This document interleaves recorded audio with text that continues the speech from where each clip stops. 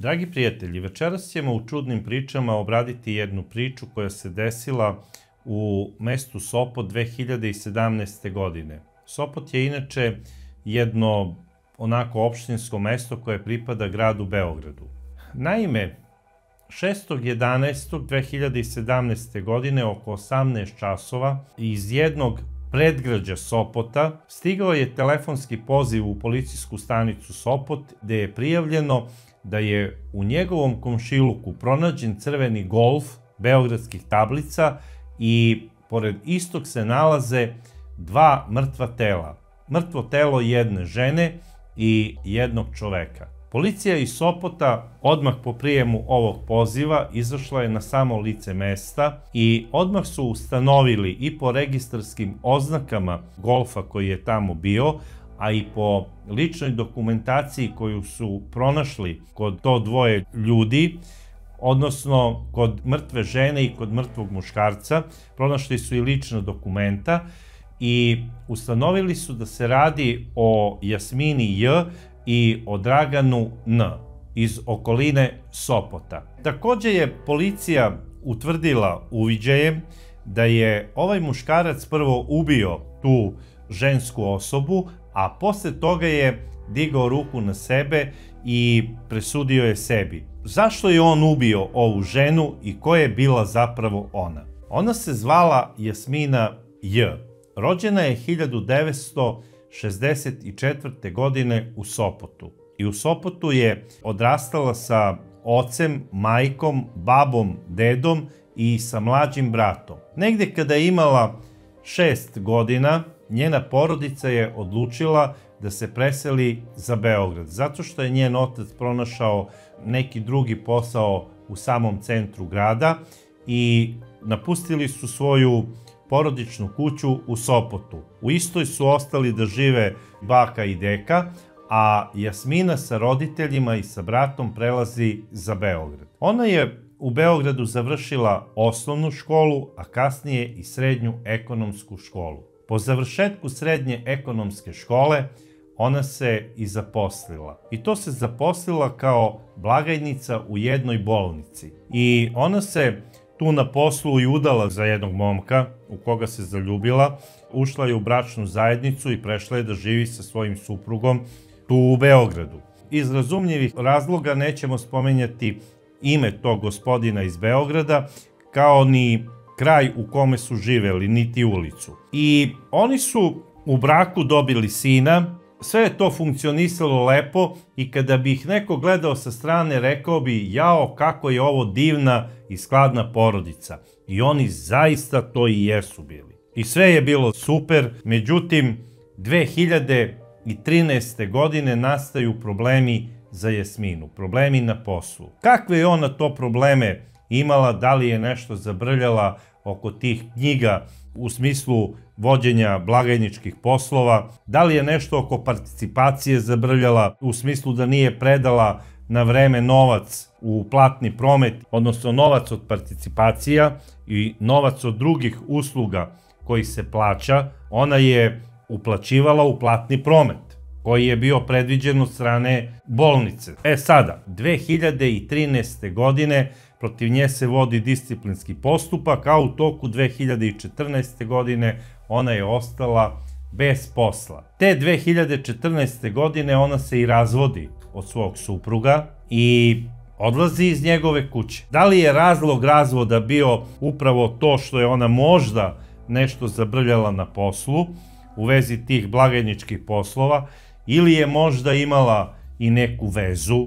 Generalno, zbog neke ljubavne afere ne dobija se otkaz u državnoj službi, pogotovo ne u bolnici. Najverovatnije da je imala nekih propusta oko posla. Sada, da ne idemo u detalje zašto se to desilo, ali eto, desilo se i za nju je to bio veliki stres, najverovatnije i za njenu porodicu, jer kako vidim, posle nje se malte ne porodica i odrekla. Jer Jasmina nema sredstva da iznajmi stan u Beogradu kako bi možda pronašla neki drugi posao. Ona se vraća u selo gdje su živeli njeni pokojni baka i deka. Ona se vraća u to predgrađe Sopota, odakle su njeni roditelji otišli kada je ona bila sasvim mala devojčica. I ona živi u staroj kući svojih pokojnih bake i deke. To je onako starinska kuća, ali je lepa kuća. Imala je struju, imala je bunar u dvorištu, nije imala vode u kući, nije imala ni kupatilo, nema ni veš mašinu, ona se snalazi kako se snalazi i od te 2014. godine ona je u kući odakle je otišla kao sasvim mala. Najverovatnije da je ta kuća za nju i onako ostala u lepom sećanju. Ona je dolazila kod bake i deke kad god je bila slobodna, nije Sopot na kraj sveta, pogotovo ne to selo u predgrađu Sopota. Ona je iz Beograda stalno dolazila sa roditeljima kad su slobodni, da li nekim produženim vikendima ili zbog nekih praznika ili kad je bila na raspustu, ali ona je često bila u toj kući i ta kuća joj je u lepom sećanju. Ona je imala utisak da će je ta kuća preporoditi i povratak na mesto odakle je otišla u ranom detinjstvu doživljavala je kao melem na ranu. Međutim, život je surov. Uspomene su zaista lepe, ali vreme čini svoje i život je uopšte nije milovao od kada se vratila da živi u kući odakle je otišla. Zato što sada nema posao. Mašta o tome da ide za Nemačku. Jasmina je u strašnom problemu. Ona je dobra sa svim ljudima tu u selu, ne samo iz neposrednog komšiluka, nego iz čitavog tog sela i održava dobre odnose sa svima. Mnogima pomaže kada treba da se beru višnje, maline, svašta nešto, dobija dnevnicu i bila je pre svega dobra sa nekoliko tih svojih prijateljica još iz detinjstva, koje su zapravo i njena generacija, ali nisu odlazile iz rodnog sela, ostale su tu su se i udale, imale su sve uslove kao i u gradu. A Jasmina kada se vratila ovamo, nema znači sada vodu u svojoj kući, nema veš mašinu i ona je bila prinuđena da kad nakupi taj veš u nekoj velikoj torbi da odnese kod svoje prijateljice, tamo bi sedele dok ona sve to ne opere, tu bi one kafenisale, pričale, da bi se Jasmina odužila zbog toga toj svojoj prijateljici, ona bi joj nešto pomogla oko bašte ili tako nešto i sve je to funkcionisalo. Ali za jednu ženu, za jednu još uvek mladu ženu u najboljim godinama, to je sve, moram priznati, najverovatnije bio veliki stres i šok.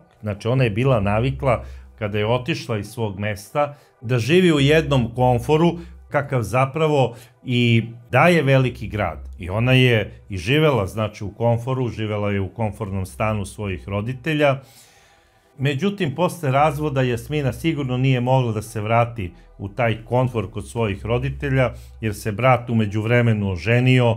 Sada da ne smeta njemu, snaji, njegovoj deci, ona je ovamo u mesto odakle je i otišla.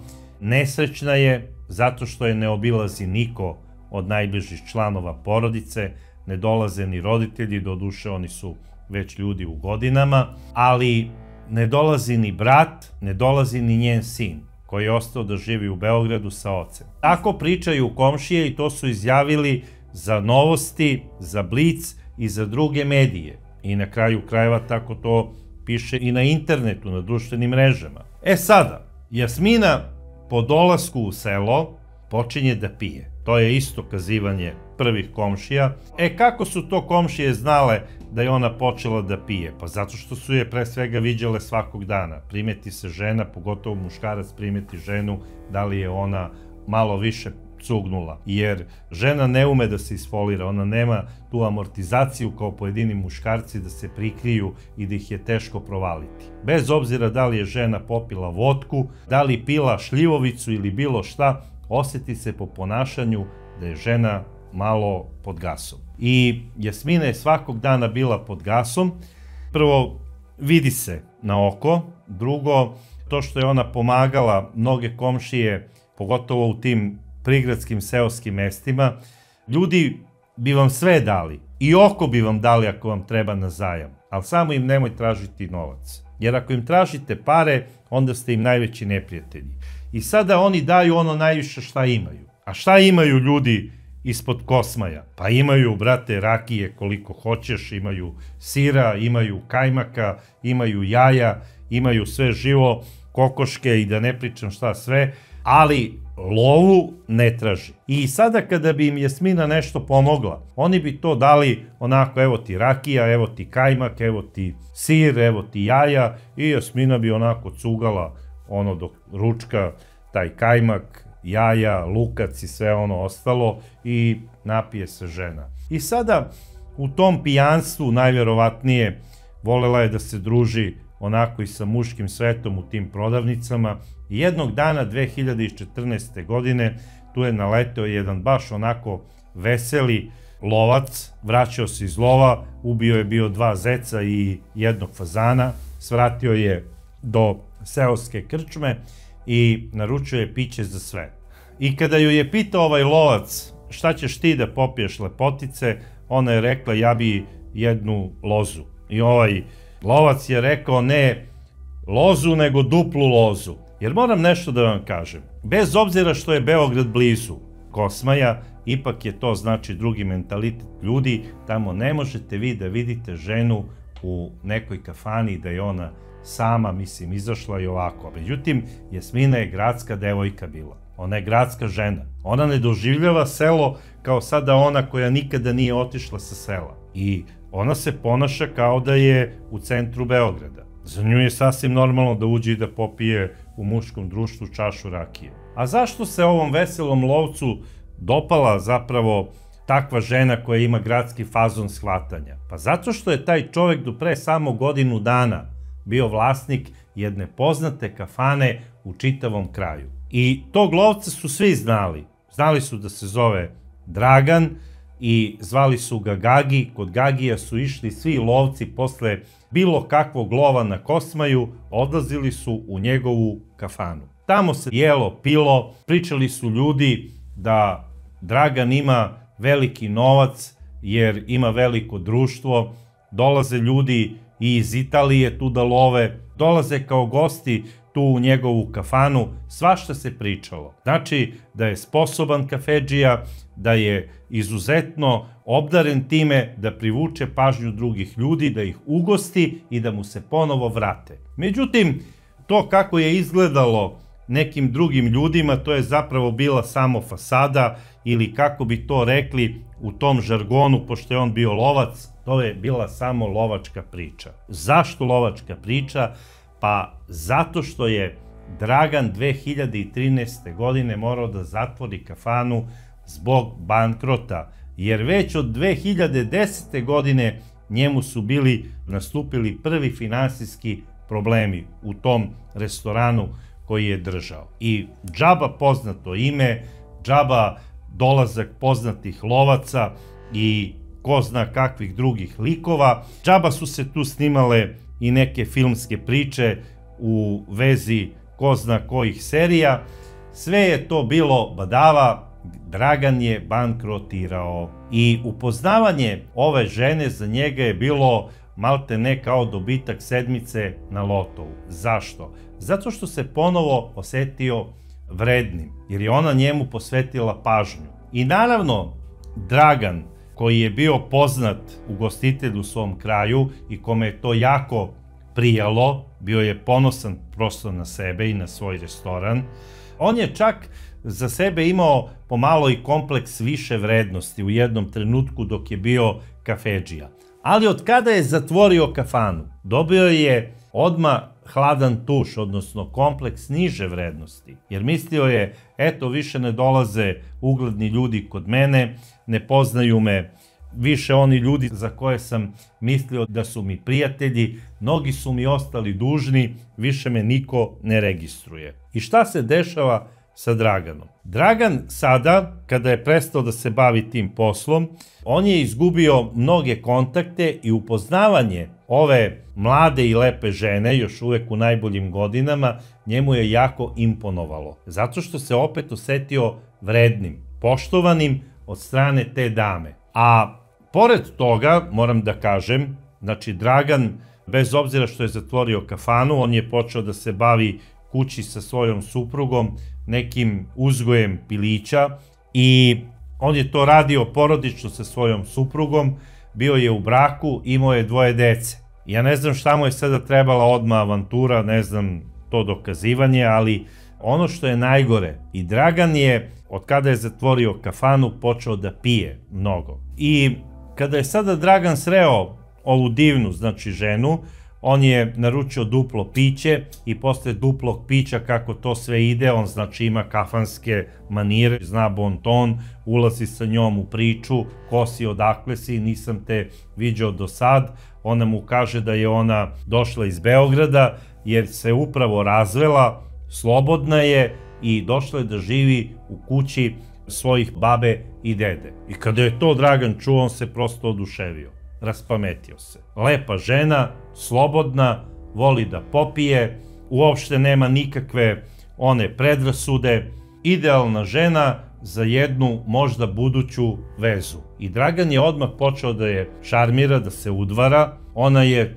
taj flert i udvaranje prihvatila, počela je i ona sa njim onako da flertuje, zato što nije ona uopšte bila naivna, ona iz Beograda. Ipak je ona radila u bolnici, imala je ona i tekako dobre flertove sa raznoraznom gospodom, pre svega tu su stotine lekara. Mora ona i da namigne i da se nasmeši i da otkopča ponekad neko dugme ako treba. To možda deluje malo bezobrazno, ali to je prosto tako. I svakom muškom oku na kraju krajeva prija kada vidi jedno dugme viška otkopčano. Zašto sada mislim da osuđujemo Dragana? Nikoga ne osuđuje. Ja čak mislim da je to sve moglo da bude normalno i dobro da je Dragan bio i on slobodan, da je razveden. To bi bila idealna priča. Ali u ovom slučaju to je baš bukvalno lovačka priča. Ostavio sam ženu i decu kući, otišao sam sa društvom da lovim tu po Kosmaju, nedelja je, ubio sam 2 zeca i fazana, svratio to da proslavim sa ekipom lovaca iz ovog sela u seoskoj krčmi i evo tu je i zečica, slobodna je, ja sam tu stari lisac jer držao sam kafanu, bit će to za mene dobrog paprikaša. To je on tako video i Dragan je ušao u ozbiljnu priču, a ozbiljna priča danas se završava, odnosno počinje sa razmenom brojeva telefona. On je naravno njoj rekao sve i svašta, imam ja i tovne piliće, mogu da ti donesem koju kokicu da imaš da skuvaš supu, da ispečeš nešto pa da se mi počastimo, imam ja i domaće vino, mislim iz tog kraja svi imaju dobro vino, dobru rakiju i sad za nju ono, ba to je mislim prava stvar. Eto tu su sada kokice, tu su jaja, tu su pilići, dolazi vino, dolazi sir, sve ono mislim. Čovek ima automobil, on je za 15 minuta tu kod nje, 10 km tamo vamo, to je sve blizu. Za nju je to u tom trenutku bila jedna pobednička priča, zato što je ona sada sebe doživljavala kao ženu u zrelim godinama. Jer obično žene kada pređu 50, one počinju da imaju neke komplekse, ne znam zašto, ali to je tako. I ona je sada videla, aha, 50, neće mene niko, mora da jurim ja nekog penzionera koji je sam, u smislu gastarbajterski penzioner, Nemačka, Francuska i tako dalje. Znam kako razmišljaju žene tih godina. I kamo sreće da je stvarno našla nekog gastarbajterskog penzionera, da se udala za njega, da ga poštuje i da možda s njim ode zaista za Nemačku ili za neku zapadnoevropsku zemlju. Jasmina nije bila te sreće, a izgleda da nije to ni želela. Ona je htela ljubav i zaljubila se u Dragana. Na prvi pogled. Dragan je bio 2 godine mlađi od nje. U tom trenutku nema ni 50 i Jasmina je bila oduševljena. Rekla, eto, ako sam imala problem u braku, neka me sada barem Bog pogleda i da počnem neki normalni život. Možda jednog dana s ovim čovekom i odem za Nemačku. Jer on je njoj rekao odmah u startu da je on oženjen i da ima porodicu, ali da njemu nešto ne štima to od kada je zatvorio kafanu i da planira da se razvede. Sada, da li je on planirao ili nije planirao, to je samo on znao, a Jasmina je to pričala ovim svojim prijateljicama iz sela, koje su kasnije to izjavile, da je tako krenula veza. I oni su bili lep par. Dragan je dolazio svakog dana tu kod Jasmine, a neki put bi, boga mi, i prenoćio. I svi su znali da su oni u ljubavnoj vezi i oni to nisu ni krili. Išli su zajedno i kod svojih komšija i Dragan je Jasminine komšije oslovljavao sa dobar dan ili dobro jutro komšija. I kada bi oni pekli rakiju, oni bi zvali Dragana, da Dragan njima pravi društvo, da sede, jer pečenje rakije u Šumadiji je spektakl sam za sebe. Znači, tu dolazi čitav komšiluk, tu se pričaju priče od Marka Kraljevića pa na vamo. I naravno, svi onda pričaju o poznatim nekim junačkim podvizima iz raznih perioda, svako ima neku svoju priču, a onda kada ostanu sami, kako bih rekao, uporniji muškarci, onda počinju da pričaju i svoje dogodovštine sa ženskog plana, odnosno o švaleraciji. Moram još nešto da kažem. To je primetila i Jasmina, a boga mi i njene prijateljice. Primetila je da od kada je sa Draganom u vezi, da su komšije počele više da je cene. Jer to je ona pogrešna predrasuda po selima, kao u fazonu, da ne kažem sada neki naziv, ali ona je slobodna žena, njoj se može sve, ona može i da popije, može svašta nešto. Od kada je sa Draganom? Jasmina i dalje voli do cirka. Pije ona, zato što najverovatnije je volela baš alkohol. Voli i Dragana, Dragan i on pije. Kažu komšije, to im je bila velika mana. A Jasmina se malo i više navukla na to piće, valjda se opustila pored Dragana.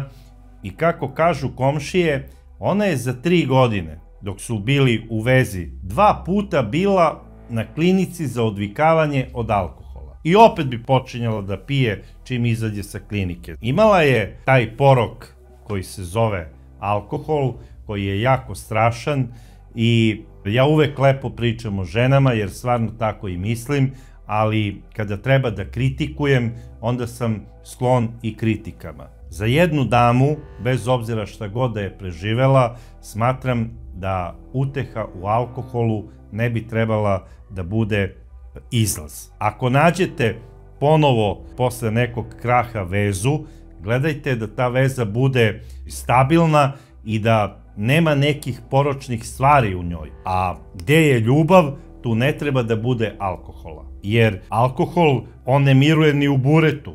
To svi znaju, a u ženskoj glavi, kada se nađe, onda je tu požar zagarantovan. A o muškoj glavi da i ne pričam. Jer kada se nađe u muškoj glavi, onda je 100% ne zapaljiv, nego je eksplozivan. I još ako muškarac, kao i svi ovde, ovi naši, nažalost, sa Balkana, ima malo tih balkanskih kompleksa, onda zna da te svoje balkanske komplekse iskali na svoju partnerku, nažalost. I to se dešavalo.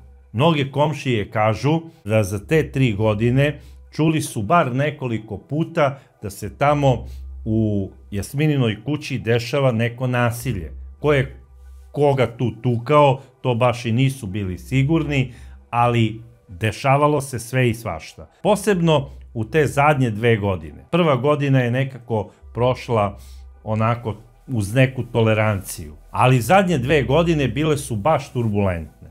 Svađe, pa i tuče i svašta nešto. Donosio je tu Dragan iz lova ono što bi lovio. Spremali su se tu i srneći paprikaši i gulaši i zečevi i fazani i svašta nešto, ali sve se to na kraju pretvaralo u neki lom i ludilo. Dragan u međuvremenu počinje da sve onako hladnije se ponaša prema svojoj venčanoj supruzi i deci i bez obzira što je on ostao u braku sa svojom suprugom i što je bio u korektnom odnosu, znači i sa njom i sa decom, on je odlučio da živi sa Jasminom.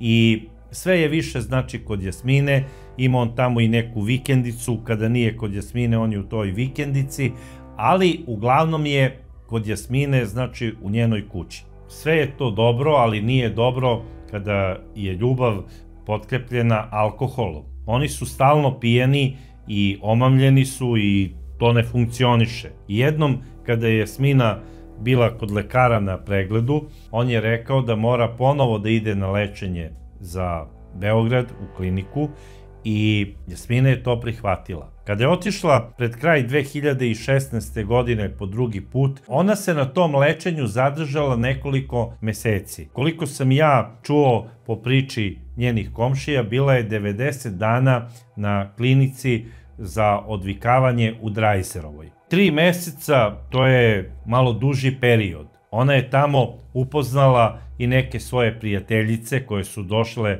iz raznih krajeva da bi se lečile od alkohola, jer to je opasna stvar koja se javlja malte ne kao kuga u čitavom regionu. Tu je bila i jedna gospođa, otprilike Jasmininih godina, koja je baš postala bliska sa Jasminom, a inače živi i radi u Nemačkoj. I ona je Jasmini predložila da joj se Jasmina javi i sada ova njoj daje telefon tamo iz Nemačke i kaže obavezno mi se javi i možeš doći kod mene u Nemačku da radiš kao spremačica u mojoj firmi. I bit ćeš kod mene sa smeštajem i ponudila joj je dobre uslove. I Jasmini se to dopalo i ona to nije krila ni od Dragana, niti od svojih prijateljica u selu.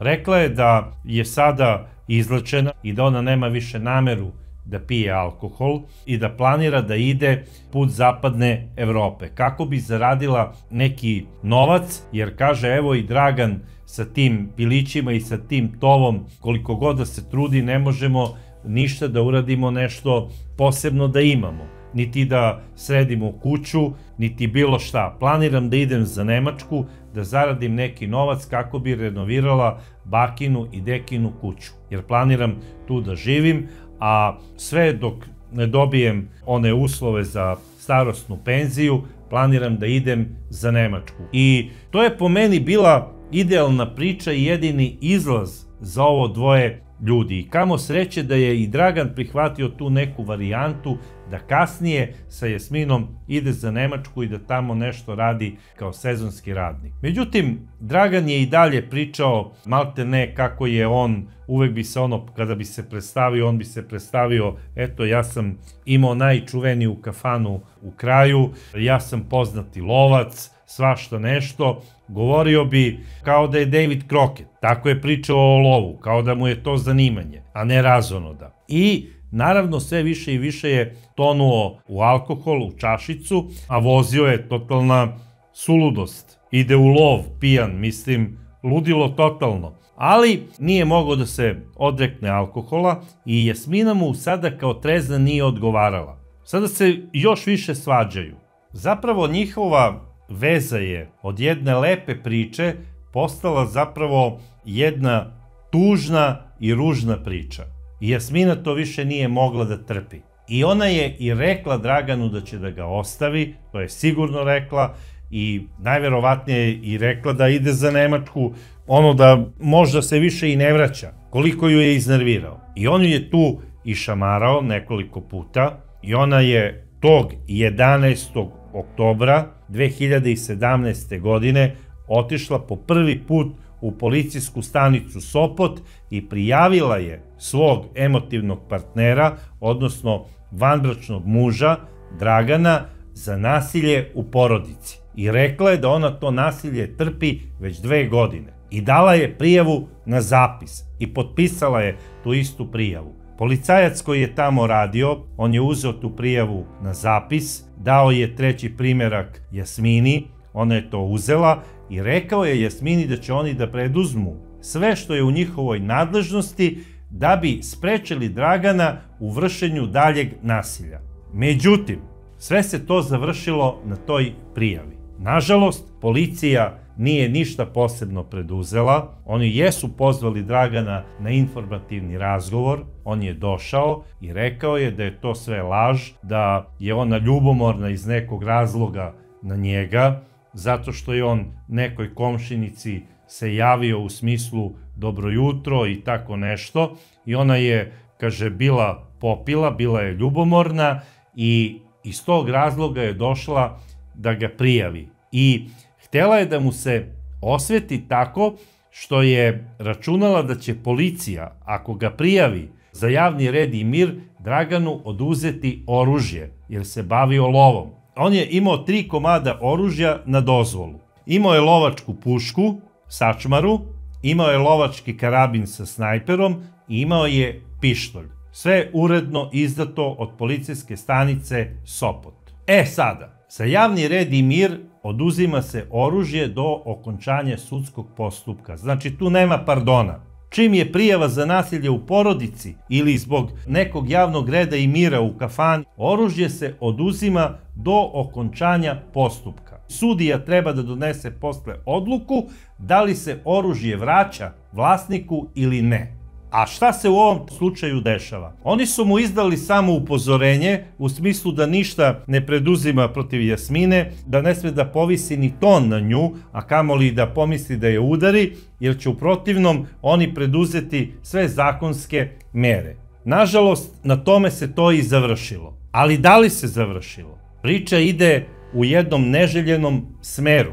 Dragan sada postaje veoma osvetoljubiv prema Jasmini, on se osjeća izdanim i prodanim od strane nje, počinje da joj preti, govori kako on zna da je ona zapravo našla nekog prijatelja tamo u Nemačkoj, da to nije u pitanju prijateljica, da ona tamo neće ići kako bi čistila, nego ide da živi sa nekim i kaže ti si sigurno našla nekog penzionera tamo na tom lečenju od alkohola i on se zaljubio u tebe, sada ti ideš za Nemačku, venčaćete se i tako ta neka nebulozna priča, a na kraju krajeva i da je bilo tako, mislim, šta sad? I ono što je najbitnije, od tog 10.11. Jasmina je Dragana izbacila iz svoje kuće i zabranila mu je ulazak i u dvorište i u kuću. I rekla je da ne želi više s njim da ima ništa. Međutim, on je nastavio da joj piše poruke preko telefona, da joj preti i da je uznemirava. Ono što Jasmina da li nije znala, da li nije htela, ona je trebala i te preteće poruke preko telefona da prijavi policiji. Međutim, ona se nadala, ja sam njega prijavila da je on mene tukao, policajac mi je rekao da će oni preduzeti neke mere i to će biti sve onako po proceduri kako policija zapravo nalaže i kako zakon zahteva.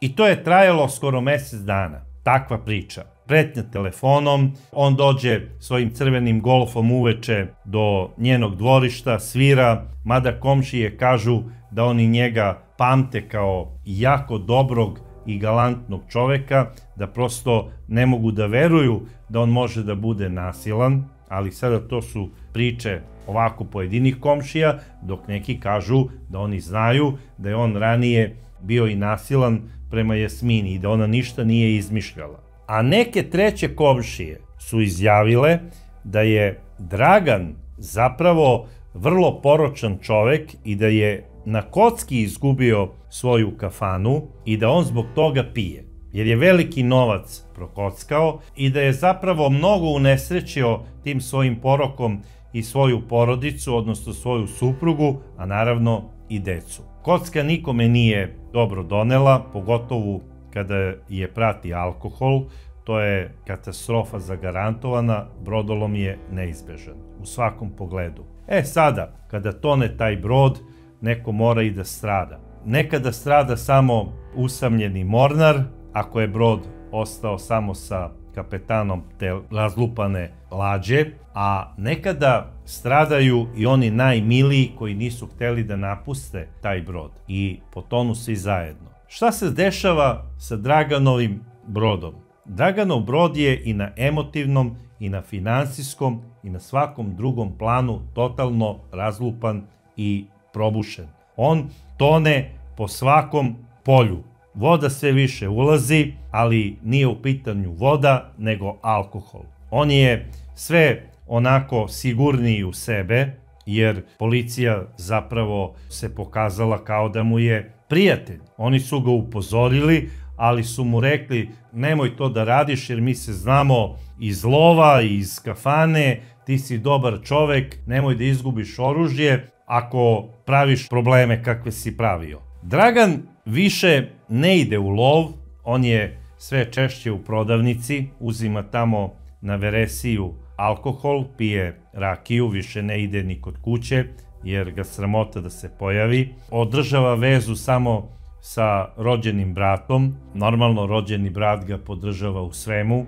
Govori kako njegov brat nije nasilan, kako nije ni pijanica, kako nije kockar, kako nije ni izgubio kafanu na kocki i da nije to razlog zatvaranja kafane, jednostavno hteo je da promeni delatnost, hteo je da postane uzgajivač tovnih pilića. I dobro, to je opravdanje za rođenog brata i sada ko kako prihvati, ali je malo nelogično. Šta se dešava sa Jasminom? Jasmina ne pije. Ona je rešena da ide za Nemačku i to kako se dogovorila sa svojom prijateljicom tamo sa klinike da ide posle Nove godine. Čim prođu novogodišnji praznici, ona je planirala da provede novogodišnje praznike tu u selu, da obiđe i svoju majku za koju je čula da je bolesna, jer kako je i sama rekla, kada odem za Nemačku neću dolaziti najmanje 6 meseci, a možda ostanem i godinu dana ako uspem da sredim papire i to bi se možda najverovatnije i desilo,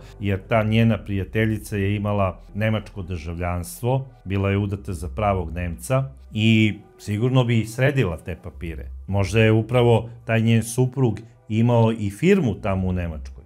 Ko zna?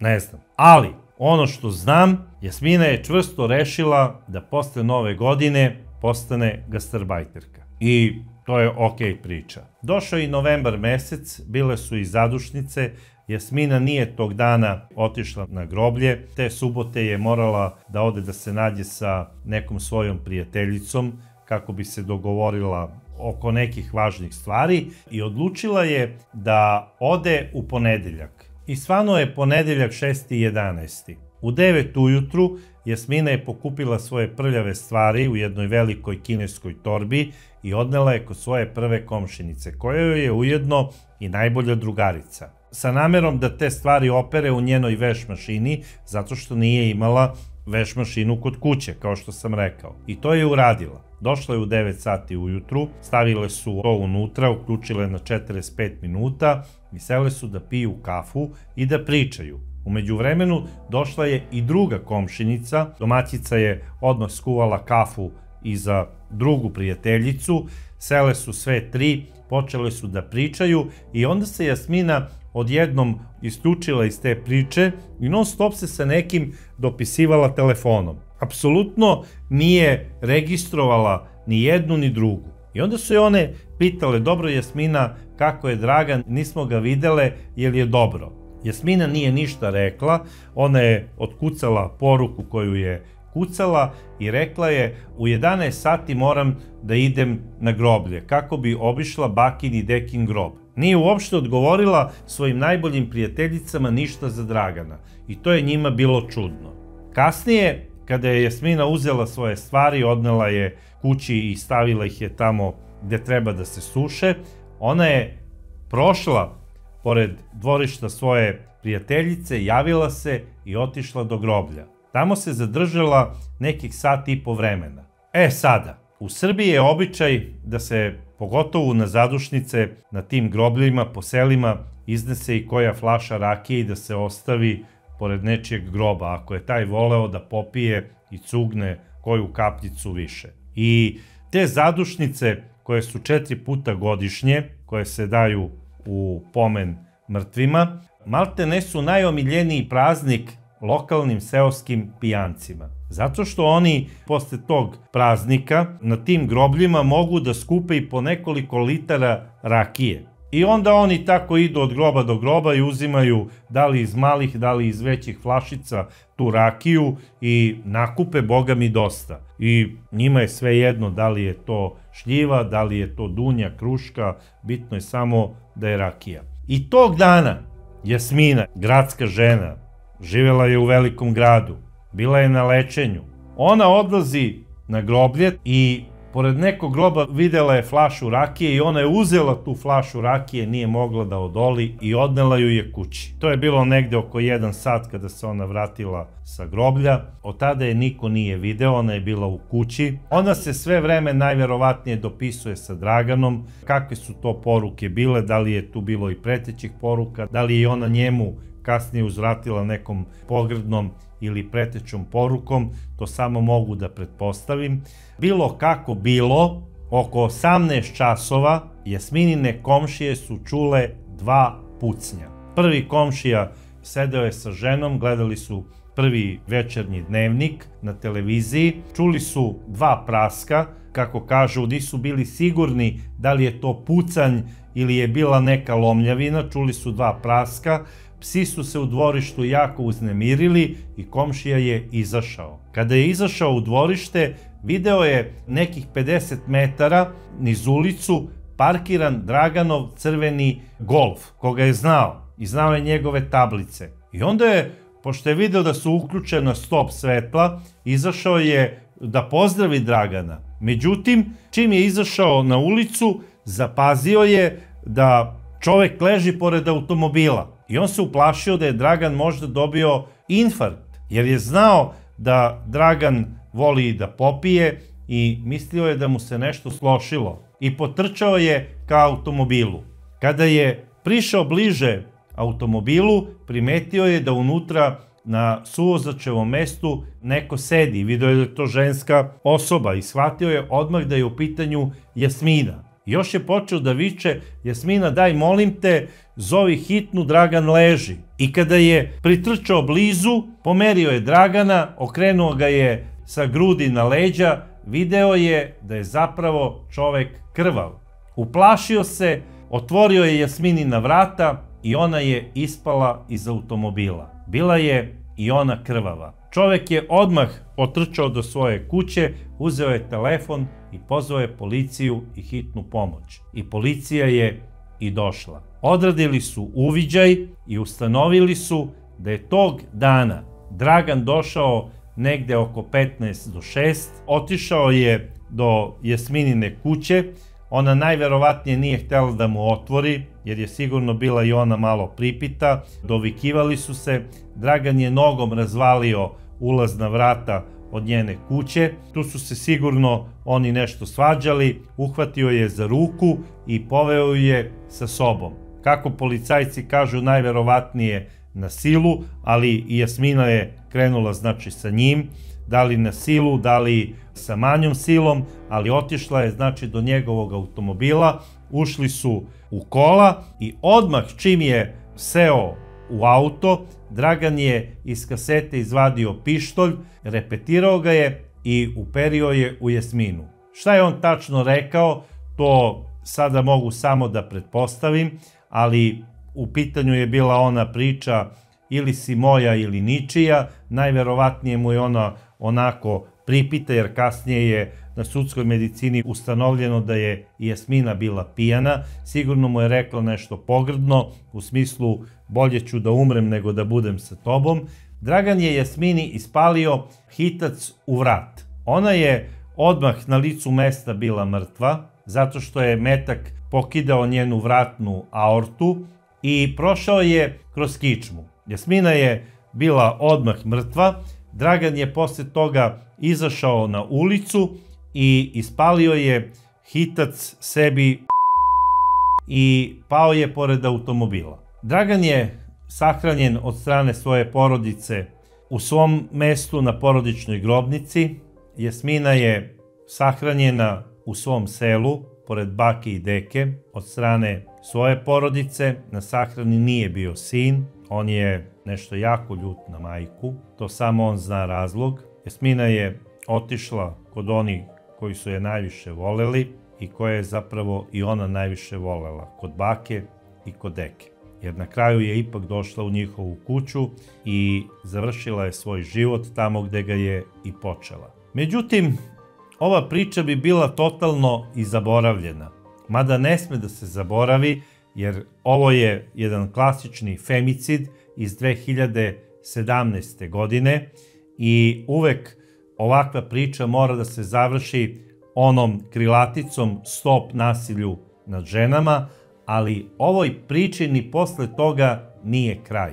Zato što tužilaštvo je pokrenulo postupak i protiv policijske stanice iz Sopota, jer nisu preduzeli nikakve mere i službene radnje kako bi zaštitili ovu jadnu ženu. I moram da priznam da je to zapravo jedinstven slučaj u Srbiji za koji ja znam, da je neko posle femicida i nepreduzimanja nikakve službene radnje od strane ovlašćenih službenih lica, odnosno policije, snosio nekakve sankcije. Jer 2023. godine dežurni policajac koji je zaprimio Jasmininu prijavu za nasilje u porodici, koju je ona podnela nepunih mesec dana pre svoje smrti, osuđen na 6 meseci uslovnog zatvora i na 3 godine, kako se kaže to, nadzora, u smislu ako za 3 godine ne ponovi isto krivično delo, onda neće ići 6 meseci u zatvor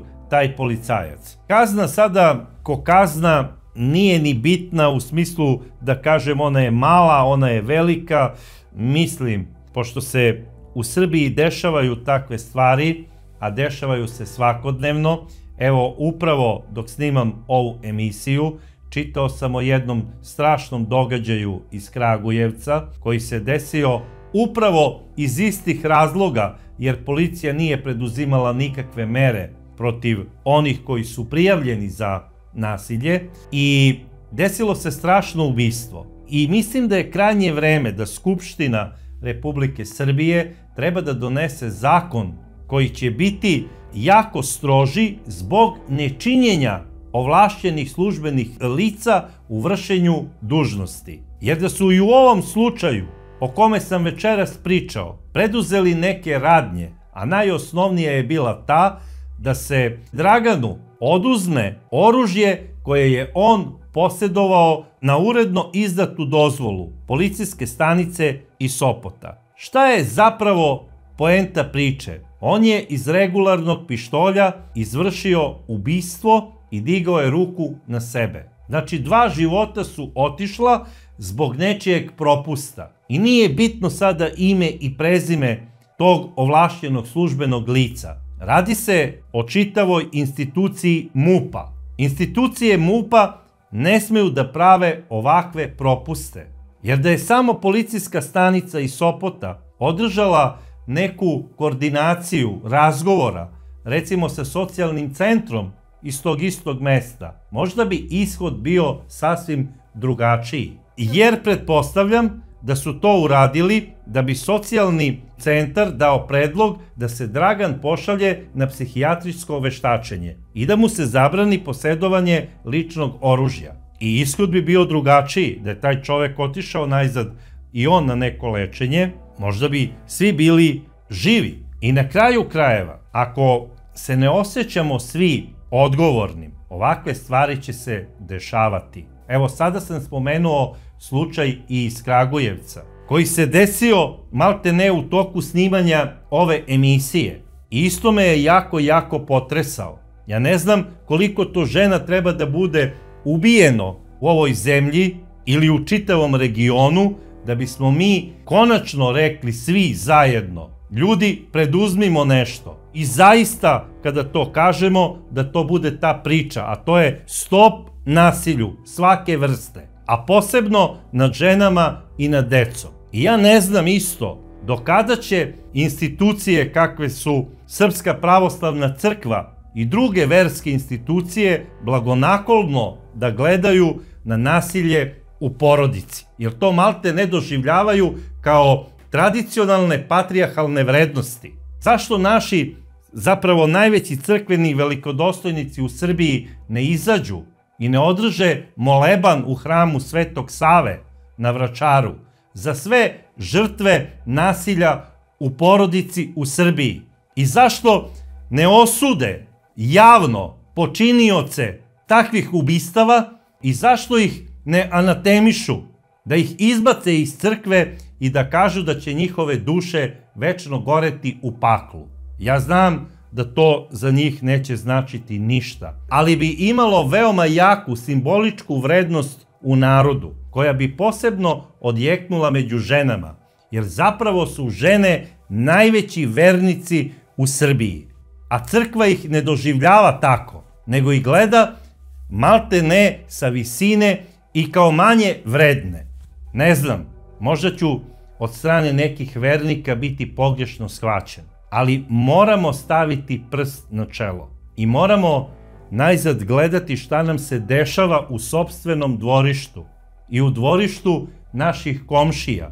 Zato i pričam priče iz celog regiona, iz komšiluka, jer smatram da bez obzira što su to sada nezavisne države i samostalne, da smo mi zapravo jedan isti narod i da ako gori komšijska kuća, goreće i naša.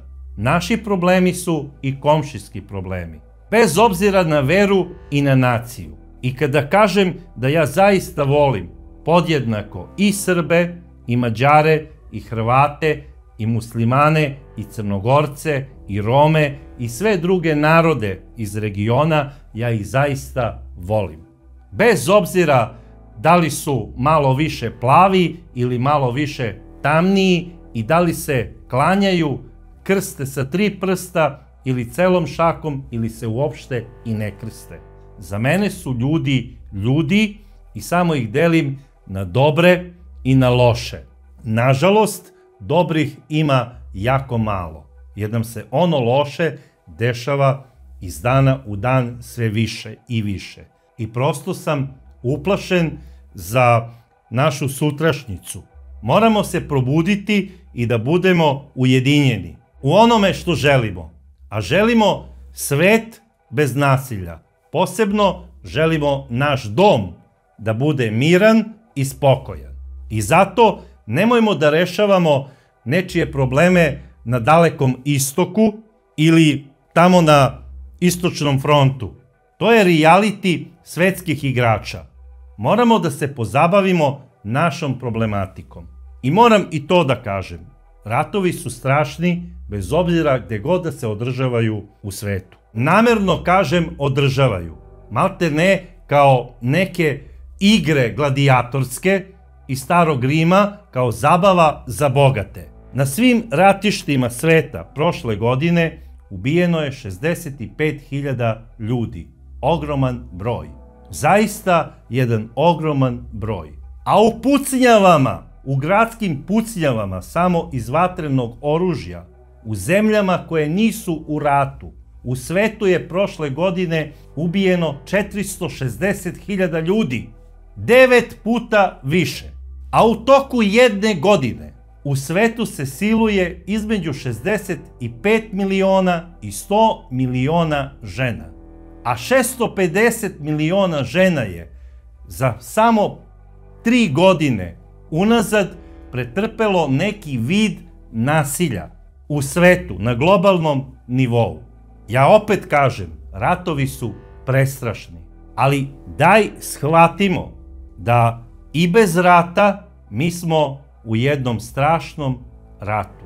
Jer to što se dešava u San Paulu, u Brazilu, gde je prošle godine 50.000 ljudi u tom regionu ubijeno u uličnim pucnjavama po favelama, može da se desi, ne daj Bože, sutra i kod nas. Jer i mi smo jedno bure baruta. A iskra uvek počinje iz kuće. I zato gasimo požar na vreme. Ne dozvolimo da nasilje krene iz naših kuća. I zato stop porodičnom nasilju, stop svakom vidu nasilja i stop nasilju nad ženama. Do sledeće čudne priče, ja vas pozdravljam.